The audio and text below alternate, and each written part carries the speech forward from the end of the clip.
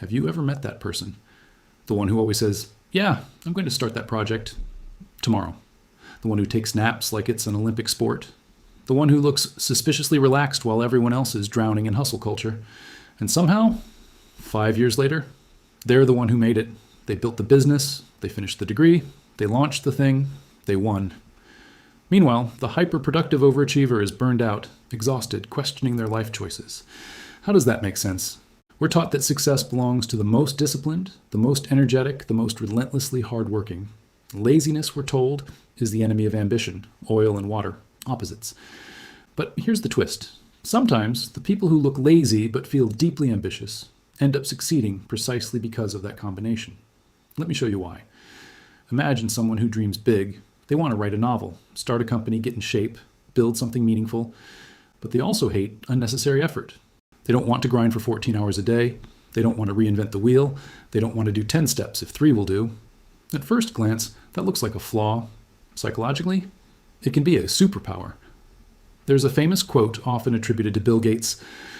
I choose a lazy person to do a hard job because a lazy person will find an easy way to do it. Whether he actually said it or not almost doesn't matter. The psychology behind it is real. Lazy but ambitious. People hate friction. Their brains are constantly scanning for the path of least resistance.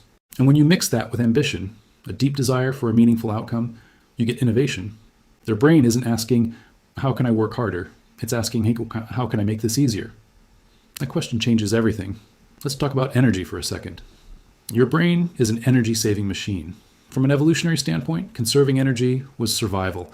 That's why procrastination feels natural and effort feels heavy. Researchers in behavioral psychology have shown that humans are biased toward minimizing cognitive load. We prefer shortcuts. We automate, we create habits, we build systems so we don't have to think as much. Now imagine someone who is deeply allergic to wasted energy. They don't want to manually repeat the same task 100 times, so they automate it. They don't want to commute 2 hours a day, so they find remote work. They don't want to rewrite the same email, so they create templates.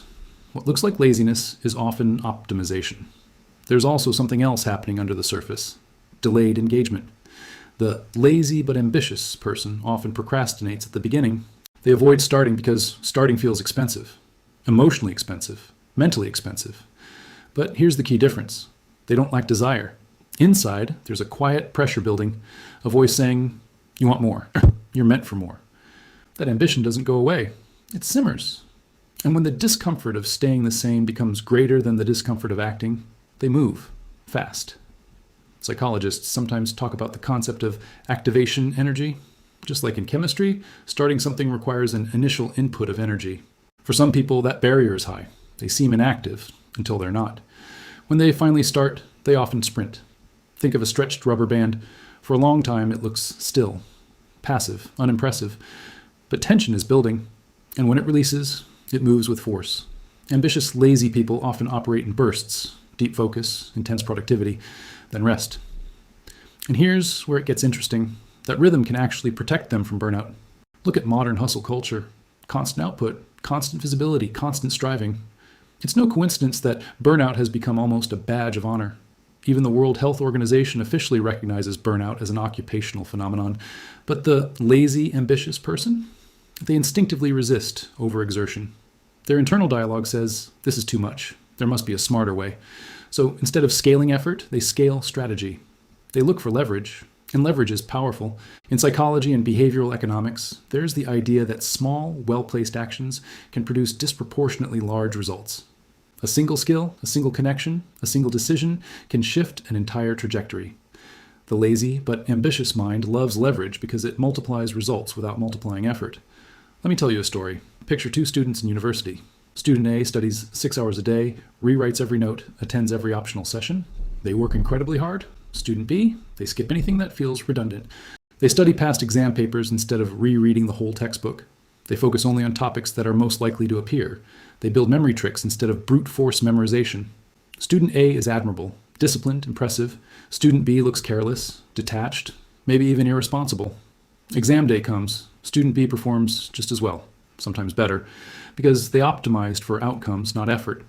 Now imagine that pattern repeated over years in careers, in business, in creative work. This isn't about cutting corners, it's about cutting waste. Another layer here is something called strategic procrastination. Some research suggests that moderate procrastination can increase creativity. When you delay starting, your brain continues to process the problem in the background. You've probably experienced this. You put off writing something, then in the shower or on a walk, the idea suddenly clicks. The so-called laziness gave your unconscious mind time to work. Ambitious but lazy people often think a lot before they act. From the outside, it looks like avoidance. On the inside, it's incubation. There's also a subtle psychological rebellion happening. Many lazy high achievers reject the idea that their worth is tied to constant productivity. Deep down, they refuse to let life become a treadmill, and that resistance can preserve something crucial: intrinsic motivation. According to self-determination theory and psychology, we thrive when we feel autonomy, competence, and purpose. If someone forces themselves to grind nonstop, they can lose that internal spark, but the ambitious, lazy person protects it. They won't move unless it feels meaningful enough, which means when they do commit, it's usually aligned with their values. That alignment creates stamina, and stamina beats intensity in the long run. There's also ego at play, a quiet kind. Some people don't want to work harder than necessary because, at some level, they believe they're capable of finding a better way. That belief, when healthy, becomes self-efficacy. Psychologist Albert Bandura describes self-efficacy as your belief in your ability to execute actions required to manage situations. High self-efficacy changes how you approach challenges. You don't panic, you experiment. Lazy but ambitious individuals often think, there has to be a shortcut I can figure out. That assumption leads them to search, to question, to innovate. And innovation is rewarded. But let's be honest for a moment. This combination isn't always pretty. It can look like inconsistency, missed deadlines, frustrated teachers, annoyed bosses, self-doubt, guilt. You might lie in bed thinking, why can't I just be disciplined like everyone else? You compare yourself to the early risers, the gym at 5 a.m. people, the color-coded planners, and you feel behind. But here's the reframe. Maybe your path was never meant to look like theirs. Some people are diesel engines, slow start, long burn, steady power. Others are electric bursts, quiet, efficient, high torque when activated. And neither is morally superior. The danger isn't laziness, it's directionless laziness. Ambition is the anchor. Without ambition, laziness drifts into stagnation. With ambition, it transforms into efficiency-seeking behavior. So the real question isn't, am I lazy? It's, what do I care about enough to move for?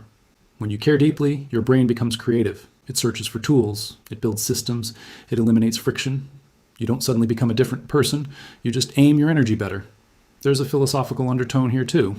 In a world obsessed with speed, maybe the lazy person is simply someone who refuses to waste their life in constant motion. They want results, yes, but they also want rest, space, time to think. And thinking is underrated. Many breakthroughs in science, art, and business didn't come from frantic activity. They came from reflection, from asking, why are we doing it this way? Sometimes the most powerful move isn't doing more, it's doing less, better. If you see yourself in this, if you feel ambitious but struggle with conventional discipline, maybe your growth isn't about becoming hyper-productive. Maybe it's about becoming strategic, build systems that reduce effort, automate what drains you, focus on high-impact actions. Protect your energy like it matters, but because it does, and forgive yourself for not matching someone else's rhythm. Success doesn't only belong to the loud grinders, it also belongs to the quiet optimizers, the selective strivers, the ones who look calm until they make a decisive move. So if you've been calling yourself lazy with a tone of shame, pause. Maybe you're not lazy, maybe you're efficient, just undirected. Maybe you're ambitious, just waiting for something worthy of your full force.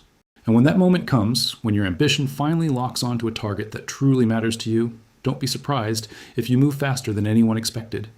Because sometimes, the person who hates wasting energy ends up building the most powerful engine of all. If this resonated with you, I'd love to know. Do you think you're lazy, ambitious, or both? Let me know in the comments. And if you enjoy breaking down the psychology behind everyday behaviors like this, stick around. There's a lot more to explore about how your mind might be working in your favor, even when it doesn't look like it.